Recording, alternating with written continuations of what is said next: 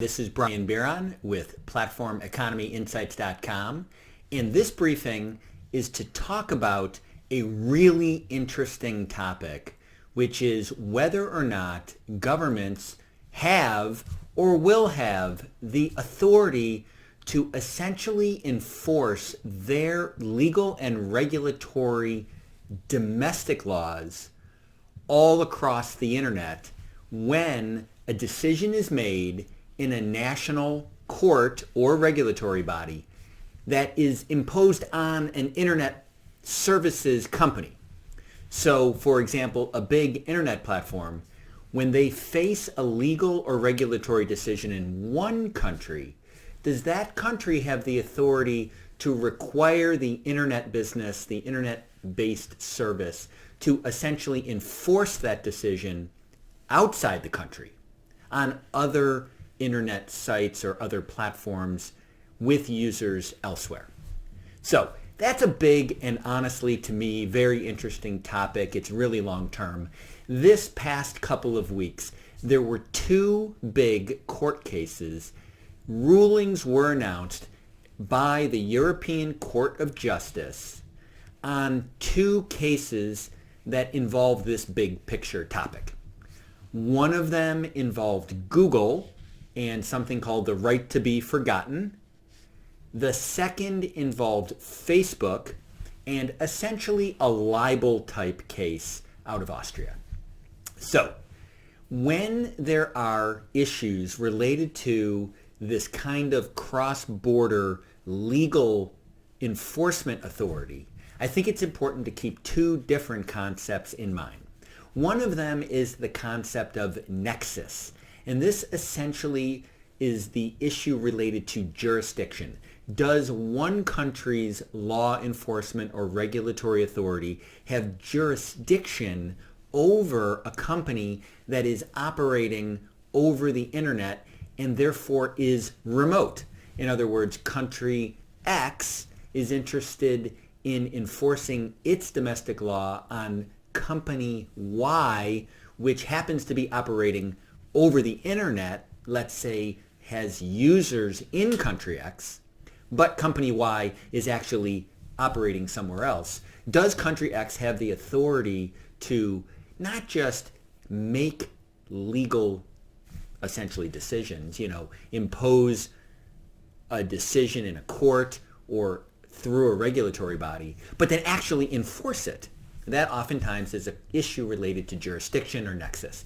The second topic is whether or not, in the context of a domestic legal or regulatory decision, now we've gone past the issue of nexus and country X does in fact have authority over company Y because company Y, let's say, has employees or facilities or business operations in that country. So country X essentially enforces a legal or regulatory decision on that company. Do they have the authority to require the company to make changes in how they operate in other countries? The cross-border enforcement of domestic legal or regulatory decisions. In the context of the internet, of course, this is a really big deal because many big platforms operate not just remotely, but they have services that are used by people in many countries, sometimes globally. And one country's legal or regulatory decision, applying it globally, is a really big question and issue, in particular when the domestic laws or regulations on certain topics are different country to country. And in fact, that exact issue is come to the fore with these two recent court decisions in Europe. So, one last bit of historical context is to say that these are not new legal challenges. In the context of the internet, this has been a big issue really from the very earliest days. For example, there was a very early cross-border legal jurisdiction case that emerged out of France. We're talking about the very late 1990s, very early years of the internet. It is oftentimes described as the Yahoo France Nazi paraphernalia case, where France had domestic laws which made it illegal for Nazi paraphernalia and things praising the Nazi movement in Germany. It was illegal to sell them in France. And some of that material showed up on Yahoo back then, when Yahoo had kind of a functioning commerce marketplace. And Yahoo was sued not just to take that material down in France, which they were willing to do, but was actually sued to take that material down in the United States and globally, because the argument was made that, number one, France had jurisdiction over Yahoo because Yahoo was actually a business operating in France. And second, this ongoing issue related to the fact that French internet users could log into Yahoo services that were essentially operating from other countries, like yahoo.com, and in that way they were able to circumvent the law in France, and that Yahoo should have a responsibility to make sure that the law for French users was enforced. Long story short, that case was resolved essentially in an agreement between the courts in the United States, which upheld Yahoo's authority to allow that kind of commerce in the United States, where it is legal, versus the courts in France, which said it's not legal. They essentially agreed that Yahoo would enforce the law of France in France, but would not be required to enforce the law of France outside of France, especially in the United States. So, number one, these cases go back many years. This topic is not new. Secondly, this is not just a European issue. The question of cross-border legal and regulatory enforcement is something that many countries, especially the large internet market countries, care a lot about, including the United States. Go to your internet and look up somebody called Kim.com. This is a legal fight, a legal issue regarding sort of rampant IP piracy, according to the United States government, being done, or which was done, by a gentleman named Kim.com. Yes, he changed his name to Kim.com, who at the time that he was arrested was living in New Zealand. He essentially ran some internet-based businesses that, again, the United States government and IP businesses in the United States said were built on piracy. And we're talking about nearly a decade now of legal fighting over whether or not the United States and law enforcement partners in New Zealand, for example, had authority to arrest him and bring him up on criminal charges in the United States. So these issues are multinational, and they are not just focused on Europe. So what were the two decisions in Europe? The first one that was released involved Google, as I said, and the right to be forgotten. And in particular, in the immediate reaction to the ruling, the story was that the European Court of Justice had ruled that Google did not need to enforce the right to be forgotten globally. And that was hailed as a decision limiting global enforcement of European court rulings. Now, about a week later, the European Court of Justice announced their decision on the Facebook-related case that involved a Austrian politician named Eva Gloschnik-Piszczek, and I deeply apologize for getting the pronunciation wrong, although I think I have the Piszczek part pretty good. She was an Austrian, and I think actually is still an Austrian politician from the Green Party, who was the subject of some really nasty Facebook posts. And she sued Facebook to have those posts taken down, and in fact have the really nasty Facebook posts, which in Austria were deemed to be illegal, to have them taken down by Facebook, to have all similar posts taken down by Facebook. And lastly, to have those posts taken down on all Facebook properties globally. Now, in this case, the European Court of Justice ruled that, in fact, Facebook could be required to have to enforce the Austrian legal decision on all of their properties, including those outside of Europe. This appeared to be directly contrary to the Google-related right to be forgotten decision, and in fact, there was a reevaluation of what was really said, and that's the point of this video. What did the court actually say? And I think it's important enough to literally read what I think are the key sentences from these two different opinions, which both go to what the European Court of Justice did, which in a U.S. sports analogy, they kind of punted on the question. And essentially what they appear to have said is that European law does not directly require nor directly prohibit internet businesses from being required to enforce European legal decisions globally.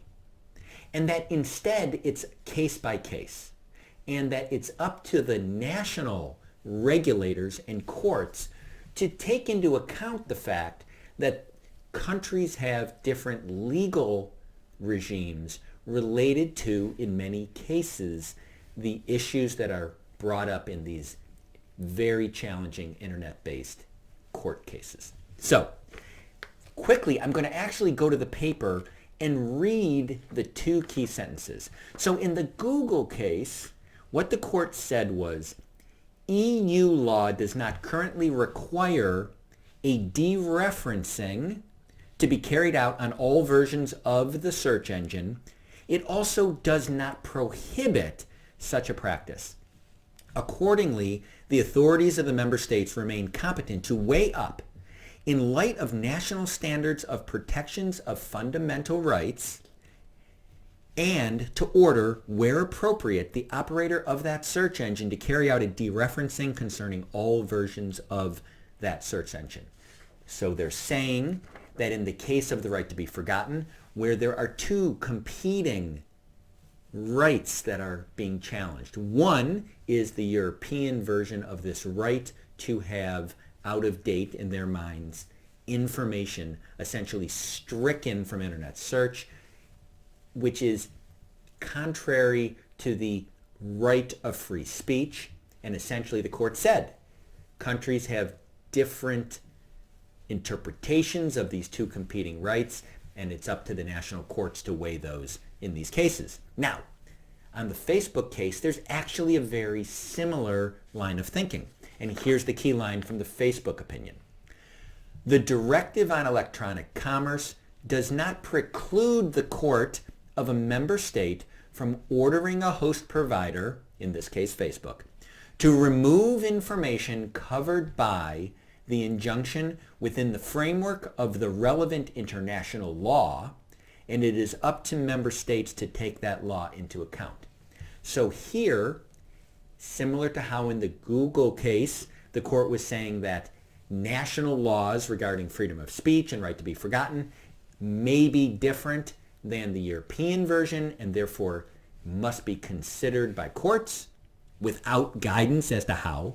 In the case of Facebook, they are likewise noting that the injunctions might be contrary to international law requirements, and that the legal regimes in the national states, in the member states, should account for international law when they make their decisions. But again, they're not clear on giving guidance either on the sort of most important points regarding international law, nor what to do when there are conflicts in terms of how international law actually interprets certain regulatory issues.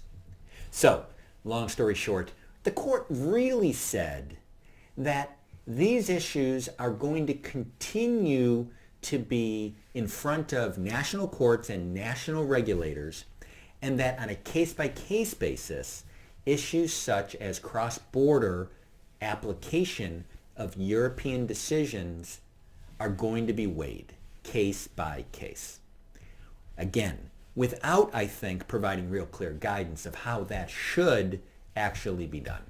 Meaning there are going to be more and more of these cases. And it isn't just the right to be forgotten. It's not just how certain kinds of potentially libelous communication is going to be enforced and taken down on social networks.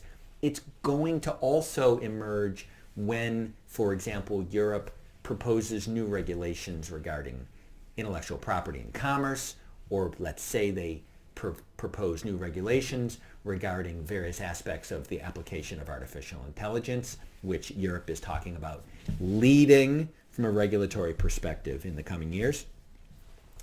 These will create international legal conflicts that are going to build on these decisions, where we'll see if there's more specific guidance for how the European court system is going to interpret when both countries have different interpretations of the law, and also whether or not companies are going to be required to enforce decisions from Europe elsewhere. And by the way, there's always the Nexus issue that I mentioned at the beginning, which what happens when a company is smaller and doesn't actually have a physical presence, let's say, in Europe or in a particular member state? Are those companies going to be subject to European regulatory and legal reach, let's say in the context of having customers in Europe?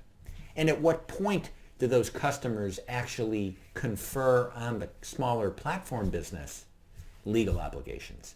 Another very interesting question that we'll see emerge. So with that, I apologize for running long. This is the kind of topic that I've covered in the past in my Georgetown Law Center course on the internet and international trade, because we get these cross-border questions. It really is an interesting topic that's not remotely able to be covered in 20 minutes, but I hope this helps provide some context to those two decisions, one regarding Google, one regarding Facebook, that I suspect you might have read in your news clips or in your newspaper, because they seemed like they were contradictory. And upon further review, actually, they're quite similar, and they're essentially saying in Europe, it's going to be case by case for a while in terms of this kind of global application of European regulatory and legal decisions. With that, thank you for listening. This is Brian Bieron with PlatformEconomyInsights.com, and I hope you found this interesting and helpful. Bye-bye.